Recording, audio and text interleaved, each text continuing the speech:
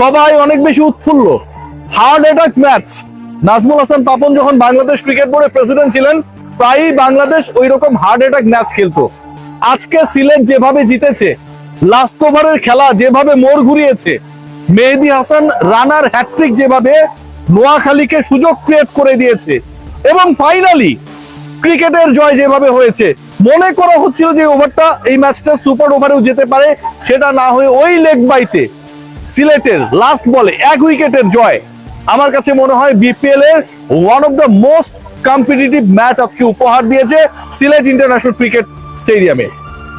6 বল 13 run দরকার, wicket হাতে 2টা। ব্যাটিং এ ব্রুকস প্রথম 2 বলে কোনো রান করতে পারলেন না। এই যখন সিচুয়েশন, ঠিক তখন 4 বলে 13 রানের ইকুয়েশন, এবং এরপরের বলটা করতে এসে বোলার দিলেন একটা বিশাল নো বল। ব্যাটারের ব্রুকসের হেলমেটের লেগে কিপারের কাছে চলে গেল। 4 বলে ইকুয়েশন দাঁড়ালো 12 রান। শুনতে থাকুন, আমার এই আলোচনাটা শুনতেই থাকুন। 4 বলে যখন ইকুয়েশন দাঁড়ালো 12 রান, ঠিক তখন এরপরের বলে ছক্কা মেরে দিলেন ব্রুকস। 3 বলে 6, তারপরের বলে 4, 2 বলে 2, এরপরে 2 বলে 2 রান প্রয়োজন। মনে করা হচ্ছিল যে ম্যাচটা জিতেই যাবেন। এরপরের বলে রান আউট হয়ে গেলেন ব্রুকস।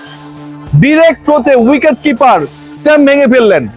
1 বলে 2, লাস্ট উইকেট।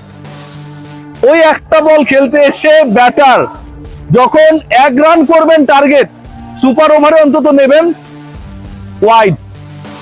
1 বলে 1, লাস্ট বলে leg by. This is the story of today's match. শেষ 6 বলের প্রত্যেকটা বল যেন এক একটা ইতিহাস, কারো জন্য দীর্ঘশ্বাস, কারো জন্য ইন্সপিরেশন। আজকের এই ম্যাচে সিলেট যেভাবে জিতেছে, এই জয়ের অনেক সমালোচনা হবে। তবে আমার কাছে মনে হয় ওই 140+ স্কোরটাকে এতটা কম্পিটিটিভ করার ক্ষেত্রে সবচেয়ে বড় রোল প্লে করেছেন মেহেদী হাসান রানা। নোয়াখালীর বোলার হ্যাট্রিক করেছেন। 17তম ওভারের 4র্থ, 5ম, 6ষ্ঠ বলে টানা 3টা উইকেট নিয়েছেন মেহেদী হাসান মিরাজ, নাসুম আহমেদ, খালেদ আহমেদ, শেষের 2 জন সিলেটি। টানা 3 বলে 3 উইকেট নিয়ে এই ক্রিকেটার যেই ম্যাচটায় সিলেট সহজেই জয়ের দিকে ধাবিত হচ্ছিল, সেই ম্যাচটায় নোয়াখালীর দিকে ঝুঁকিয়ে দেওয়ার ক্ষেত্রে একটা বড় রোল প্লে করেছেন। খেয়াল করে দেখুন, সবশেষ ম্যাচে সিলেট 190 করার পর হেরেছে।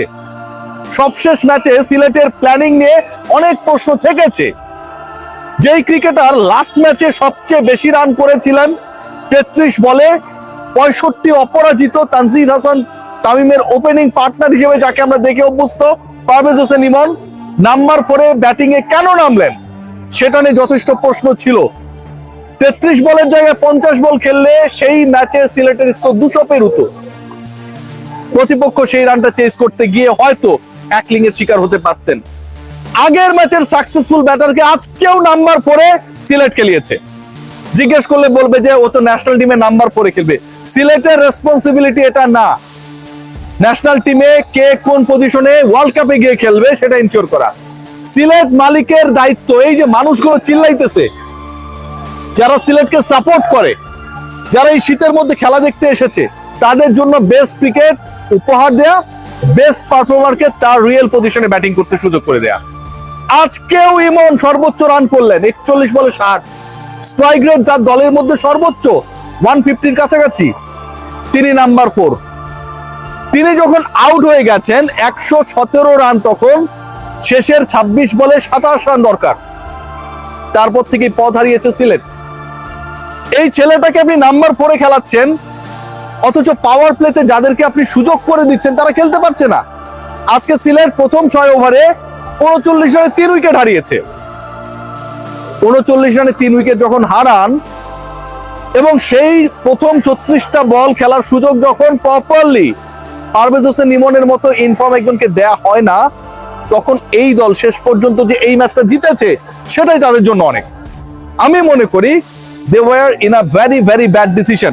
আজকের ম্যাচে আরেকটা সমালোচনার জায়গা, মানে এই সমালোচনাগুলো করলে আপনারা বলবেন যে রিয়াসাত লোকটা খারাপ। দেখুন, নোয়াখালী ক্যাপ্টেন সৈকত আলী গত বিপিএল এর টিম পান নাই, এই বিপিএল এ captain. I have no idea why Saikat Ali is the captain of this tournament for Noakhali. আপনি অবশ্যই একজন অপরিচিত কে ক্যাপ্টেন করতে পারেন, ডোমেস্টিক ক্রিকেটে সাকসেসফুল কাউকে ক্যাপ্টেন করতে পারেন, but he has to be a regular campaigner of the tournament. Saikat Ali কি রেগুলার ক্যাম্পেইনারদের একজন? গত বিপিএল এর টিম পান নাই, প্রথম ম্যাচে 4 বলে 4, আজকে করেছেন 29 বলে 24, 29 বলে 24, 5টা ওভার তিনি খেলেছেন, 25% বল নোয়াখালী তিনি খেলেছেন, 24 রান করেছেন এবং সেটা 82 স্ট্রাইক রেটে ভাই। আজকে নোয়াখালী যে শেষ পর্যন্ত 1 উইকেটে লাস্ট বলে হেরে গেল, সৈকত আলী যদি 29 বলে 29ও করতেন তাতেও তাদের একটা সম্ভাবনা ক্রিয়েট হতে পারতো, সেটা হয় নাই। শুধুমাত্র আমি জানি না এই গাব্বার প্ল্যানটা কার মাথা থেকে এসেছে সেই কারণে।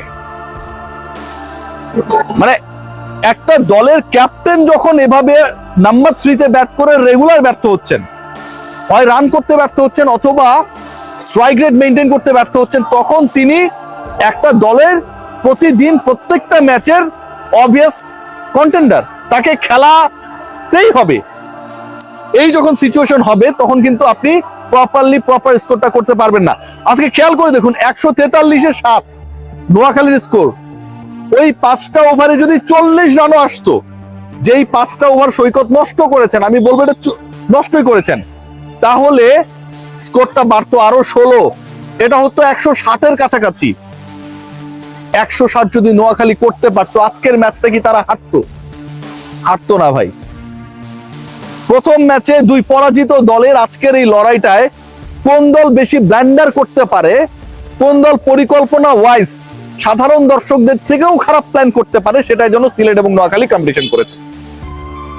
নোয়াখালী কি চায় উই হ্যাভ নো আইডিয়া। আর সিলেট কেন পারভেজ হোসেন ইমনকে নাম্বার 4-এ খেলাচ্ছে এটারও কোনো আইডিয়া নেই। টি20 ক্রিকেট মানে আপনাকে পাওয়ার ক্রিকেট খেলতে হবে, specially in the power play. সেই power play sweet hitter of the cricket আমাদের ডোমেস্টিক ক্রিকেট সার্কিটের ইমনকে আপনি সুযোগই দিচ্ছেন না, টানা 2 ম্যাচে হাইয়েস্ট স্কোরার। এটার মানেটা কি? ইমনকে যেমন পাওয়ার প্লেতে খেলার সুযোগ করে দেওয়া হচ্ছে না, একইভাবে নোয়াখালী যেন সেটাই ফলো করছে, পাওয়ার প্লেতে সৈকত আলীকে সুযোগ করে দিচ্ছে, যেন রান করার প্রয়োজন নাই, যেন তারা টেস্ট খেলতে নেমেছে। 2 দিনে শেষ হয়ে গেছে। পার্থের টেস্ট আপনারা দেখেছেন না? সিলেট যেন হচ্ছে অস্ট্রেলিয়া, নোয়াখালী ইংল্যান্ড। এই যখন সিচুয়েশন ক্রিয়েট হয় তখন আসলে এটাই ঘটবে। আজকে আমরা কম্পিটিটিভ ম্যাচ দেখেছি, লাস্ট ওভারের নাটকীয়তা দেখেছি, ওয়াইড দেখেছি, নো বল দেখেছি, ছক্কা দেখেছি, 4 দেখেছি, রান আউট দেখেছি, লেগ বাইয়ে জয় দেখেছি। বাট এরকম ক্রিকেট আমরা দেখতে চাই না, আমরা আরো অ্যাট্রাকটিভ ক্রিকেট দেখতে চাই। এই স্কোরটাই সিলেট পেরিয়ে যেত, 160 ক্রস করে ভালো লাগতো আরো।